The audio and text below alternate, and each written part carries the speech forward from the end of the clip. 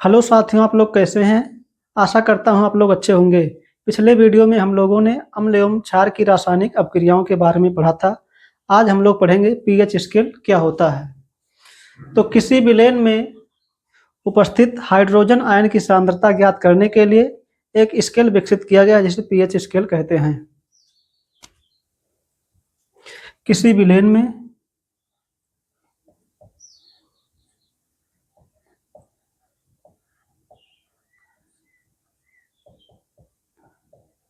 Hydrogen ion की सांद्रता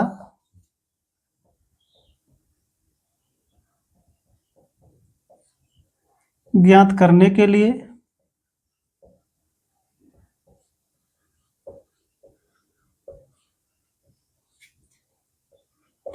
एक स्केल विकसित किया गया है।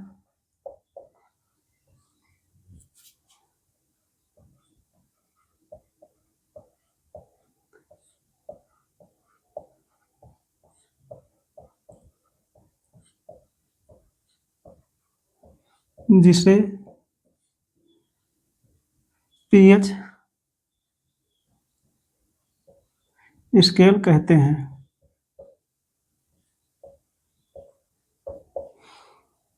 किसी विलेन में हाइड्रोजन आयन की सांद्रता ज्ञात करने के लिए एक स्केल विकसित किया गया है जिसे पीएच स्केल कहते हैं।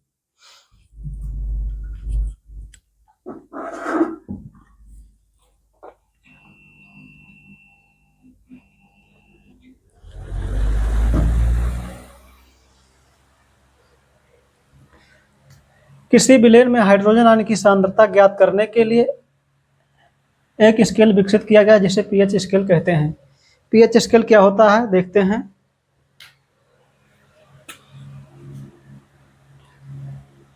पीएच स्केल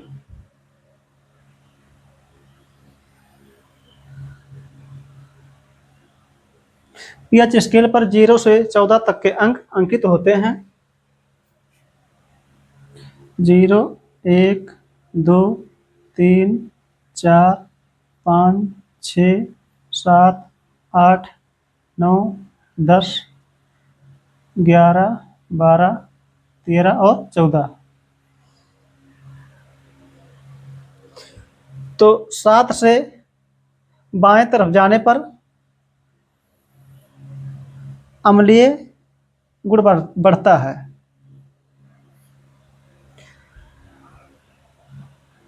अम्लीयता बढ़ती है और 7 से दाहिने तरफ जाने पर क्षारीयता बढ़ती है।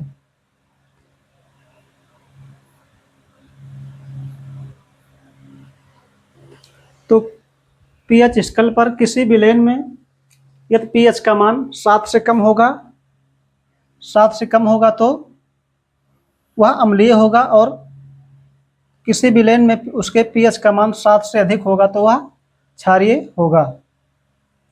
और यदि किसी विलेन में उसके पीएच का मान 7 है तो 7 पर क्या होता है? उदासीन होता है। इसके आगे हम लोग देखते हैं पीएच स्केल के बारे में।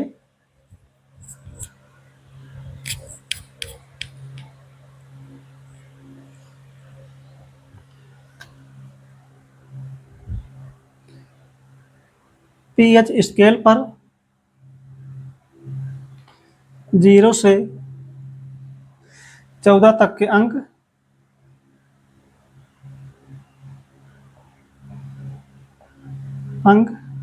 अंकित होते हैं।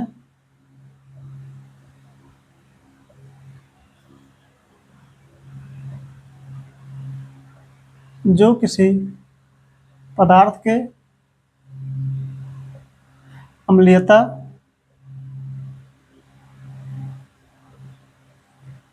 या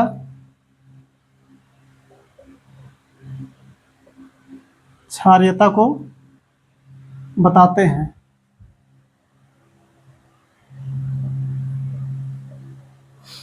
तो पीएच स्केल पर 0 से 14 तक के अंक अंकित होते हैं जो किसी पदार्थ की अम्लीयता या क्षारीयता को बताते हैं।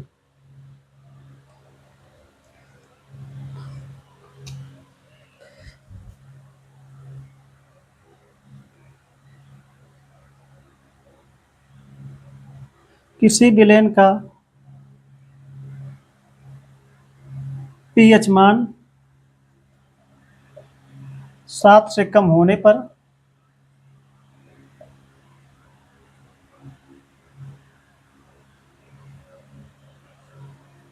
वह अम्लीय होगा। अम्लीय होता है तथा 7 से कम होने पर हाइड्रोजन आयन की सांद्रता बढ़ती है।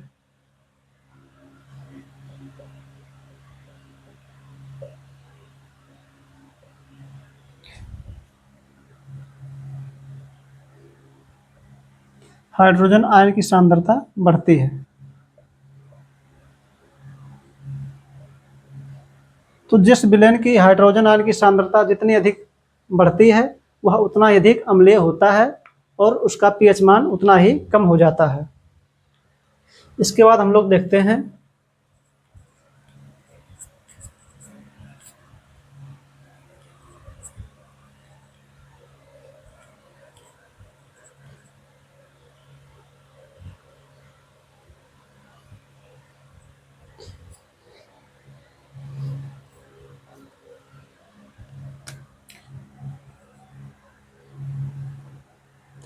यदि पीएच मान 7 से अधिक होगा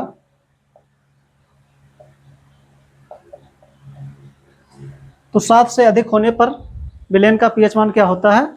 7 से अधिक होने पर यदि पीएच मान 7 से अधिक होगा तो यदि पीएच मान 7 से अधिक होगा तो वह विलेन कैसा होगा? क्षारीय होगा।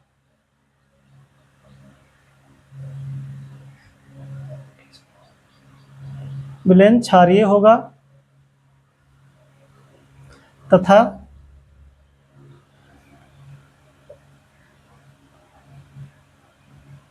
हाइड्रोक्सिल आयन की सांद्रता बढ़ेगी।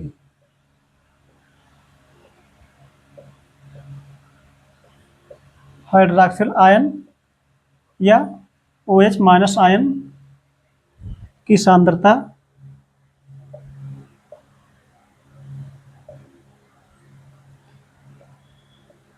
बढ़ेगी।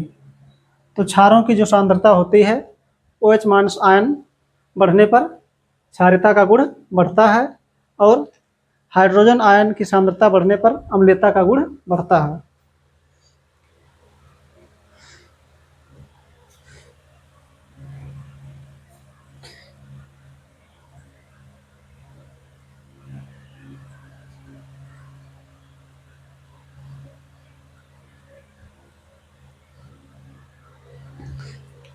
इसके बाद हम लोग देखते हैं प्रबलता के आधार पर अम्ल एवं क्षार।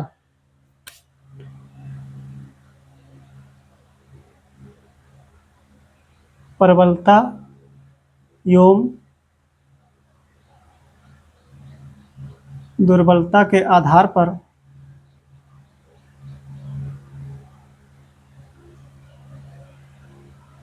अम्ल एवं क्षार। तो प्रबलता एवं दुर्बलता के आधार पर अम्ल 2 प्रकार के होते हैं तथा क्षार भी 2 प्रकार के होते हैं, जिसमें पहला है प्रबल अम्ल।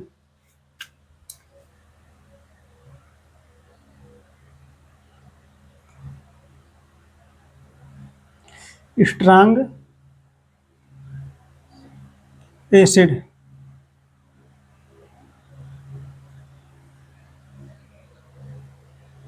तो प्रबल अम्ल क्या होते हैं? वह अम्ल जो किसी जल में पूरी तरह वियोजित हो जाते हैं या आसानी से वियोजित हो जाते हैं, प्रबल अम्ल कहलाते हैं। वह अम्ल जो जल में आसानी से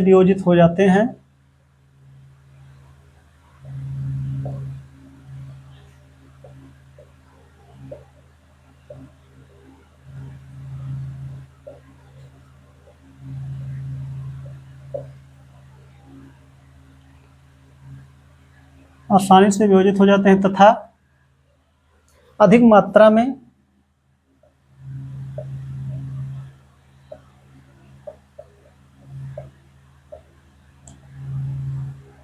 हाइड्रोजन आयन देते हैं या उत्पन्न करते हैं,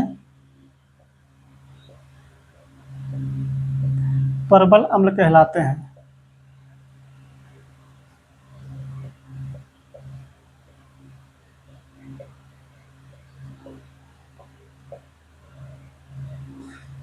तो वह अम्ल जो आसानी से किसी जल में वियोजित हो जाते हैं तथा अधिक मात्रा में हाइड्रोजन आयन देते हैं, परबल अम्ल कहलाते हैं। इसका उदाहरण है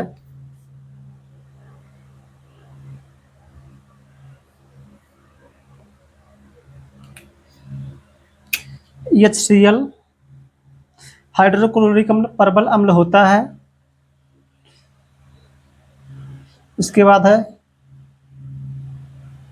H2SO4 और H2CO3, ये है हाइड्रोक्लोरिक अम्ल। ये है सल्फ्यूरिक अम्ल।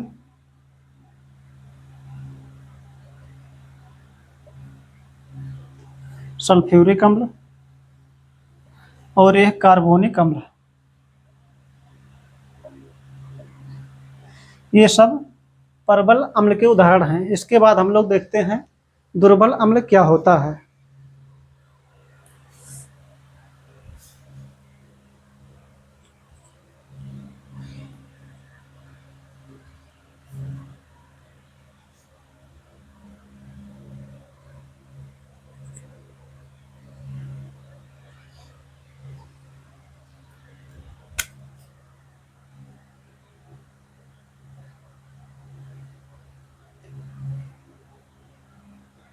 दुर्बल अम्ल को अंग्रेजी में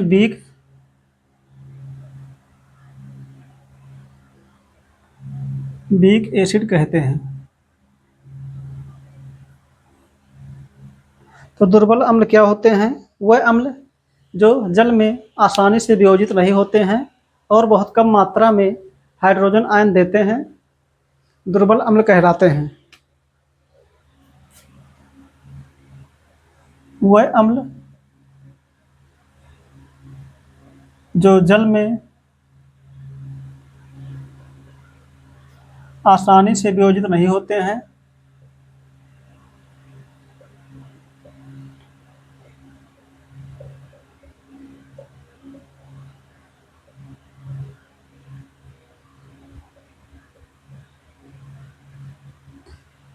दुर्बल अम्ल जल में आसानी से वियोजित नहीं होते हैं और कम मात्रा में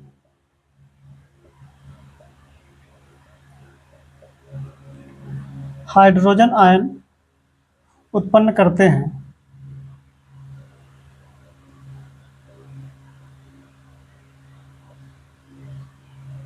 इसके विपरीत जो परबल अम्ल होता था उसमें अधिक मात्रा में हाइड्रोजन आयन उत्पन्न होता था, जबकि दुर्बल अम्ल में कम मात्रा में हाइड्रोजन आयन उत्पन्न हो रहा है।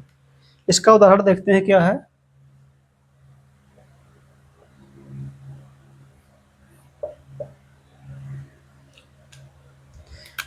पहला उदाहरण CH3 COOH, एसिटिक अम्ल। HCOOH, फार्मिक अम्ल।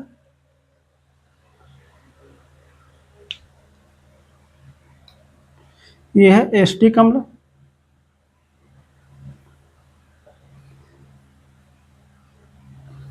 और यह है फार्मिक अम्ल।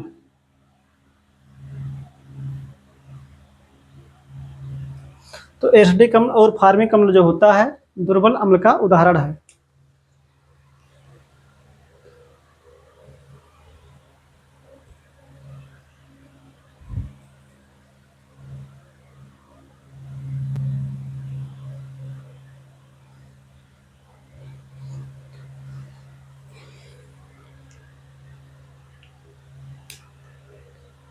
इसके बाद हम लोग देखते हैं परवल क्षार क्या होता है।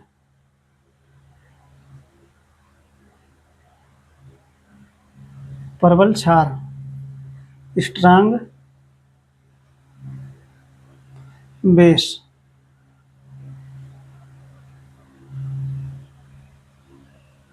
तो परवल क्षार क्या होता है?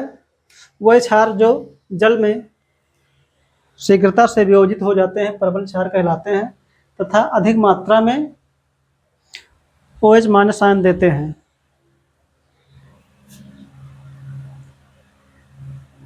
वह क्षार जो शीघ्रता से जल में वियोजित हो जाते हैं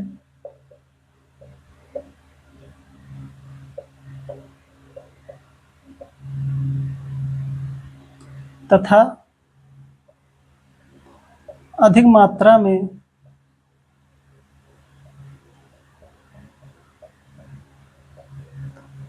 हाइड्रोक्सिल आयन उत्पन्न करते हैं।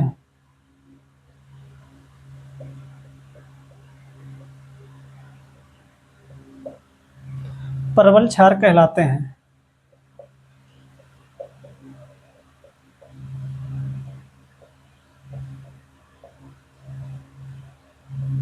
तो प्रबल क्षार क्या होते हैं? वह क्षार जो जल में शीघ्रता से वियोजित हो जाते हैं तथा अधिक मात्रा में OH माइनस आयन देते हैं। इसका उदाहरण है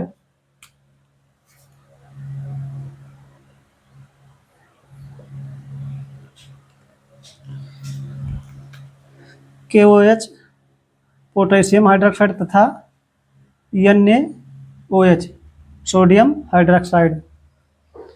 अगला है दुर्बल क्षार।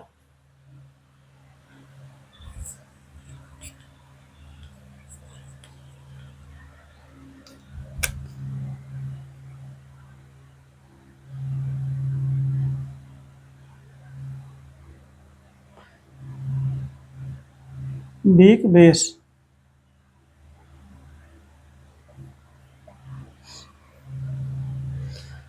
तो वह क्षार जो जल में शीघ्रता से वियोजित नहीं होते हैं तथा कम मात्रा में हाइड्रोक्सिल आयन देते हैं, दुर्बल क्षार कहलाते हैं। वह क्षार जो जल में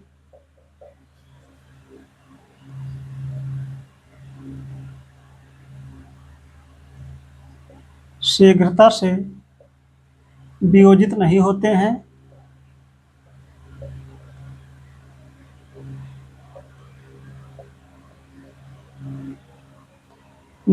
हैं तथा कम मात्रा में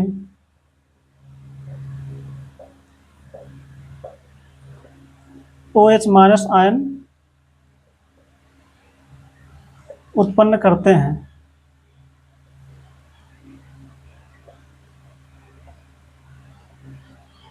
दुर्बल क्षार कहलाते हैं।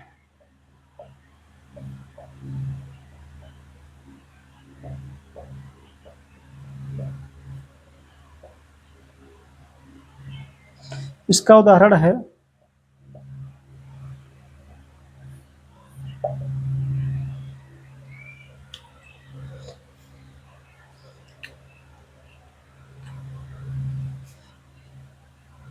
MgOH का होल टॉइस मैग्नीशियम हाइड्रोक्साइड और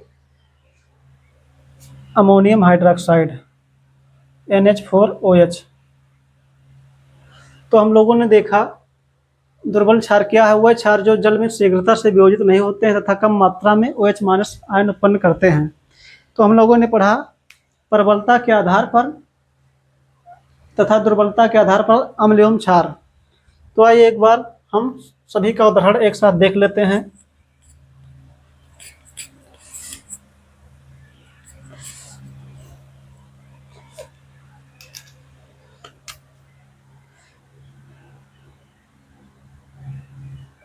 प्रबल अम्ल,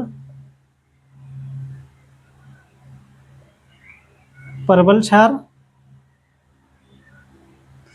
दुर्बल अम्ल, प्रबल अम्ल, प्रबल क्षार। प्रबल अम्ल और दुर्बल अम्ल को एक साथ देखते हैं।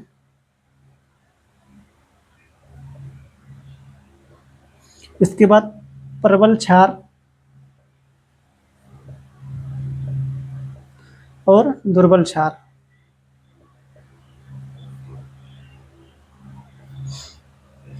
तो प्रबल अम्ल का उदाहरण है HCl,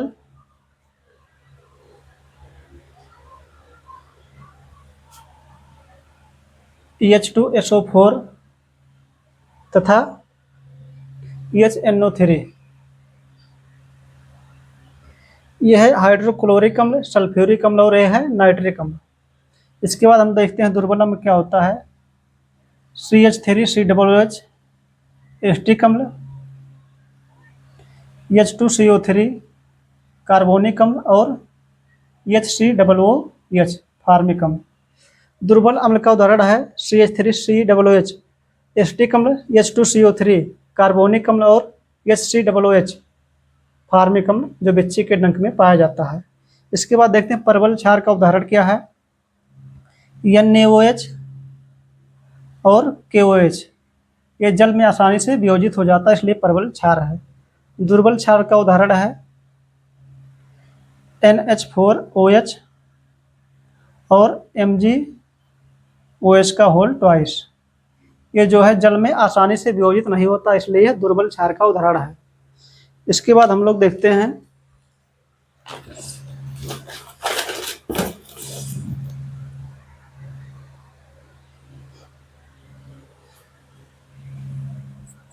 हम लोगों ने पढ़ा पीएच मान क्या होता है तथा प्रबलता एवं दुर्बलता के आधार पर अम्ल एवं क्षार को।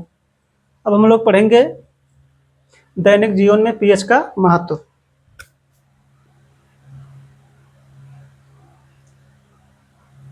दैनिक जीवन में पीएच का महत्व क्या होता है। तो इसमें पहला है वर्षा के जल का पीएच मान 5.6 से कम हो जाने पर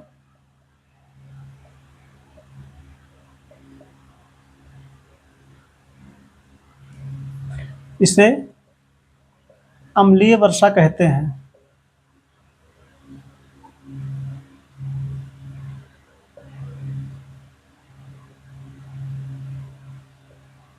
तो अम्लीय वर्षा कैसे होती है। वायुमंडल में उपस्थित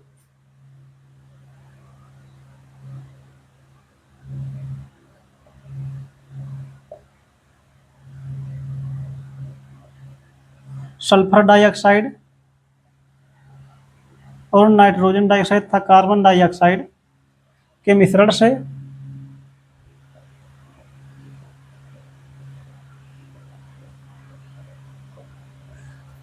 अम्ल वर्षा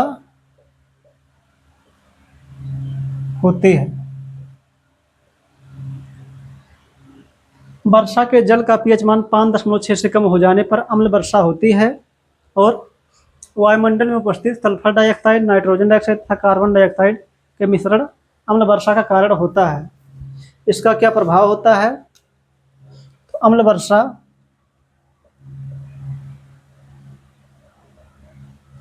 जीवों पर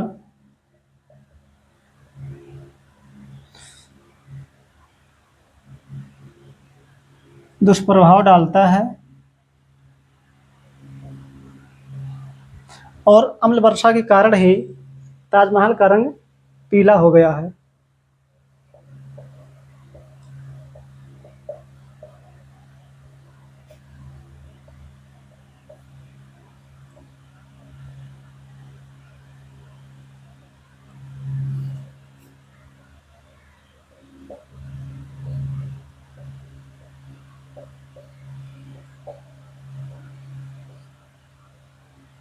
तो दैनिक जीवन में पीएच का महत्व है कि अम्ल वर्षा जीवों पर दुष्प्रभाव डालता है और अम्ल वर्षा के कारण ही ताजमहल का रंग पीला हो रहा है।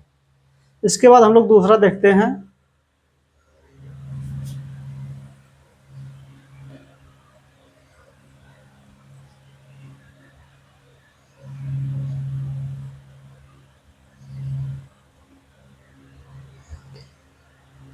मुंह का पीएच मान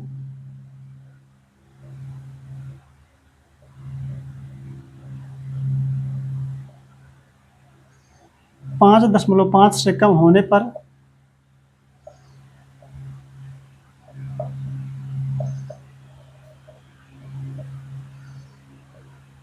दांतों का क्षय होने लगता है या दांत गिरने लगते हैं।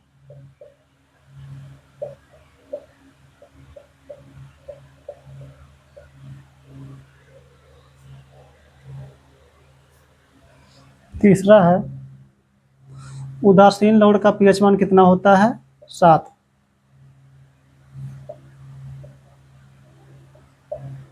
जो उदासीन लवण क्या होता है? ऐसे लवण जो प्रबल अम्ल तथा प्रबल क्षार से बने होते हैं उदासीन लवण कहलाते हैं। उदासीन लवण जो प्रबल अम्ल एवं प्रबल क्षार से बने होते हैं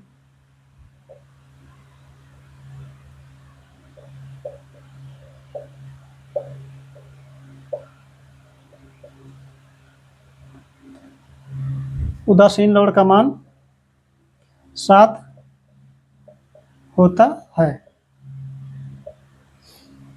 तो हम लोगों ने देखा दैनिक जीवन में पीएच का क्या महत्व होता है। तो आज के लिए इतना ही, इसके आगे हम लोग अगले वीडियो में पढ़ेंगे।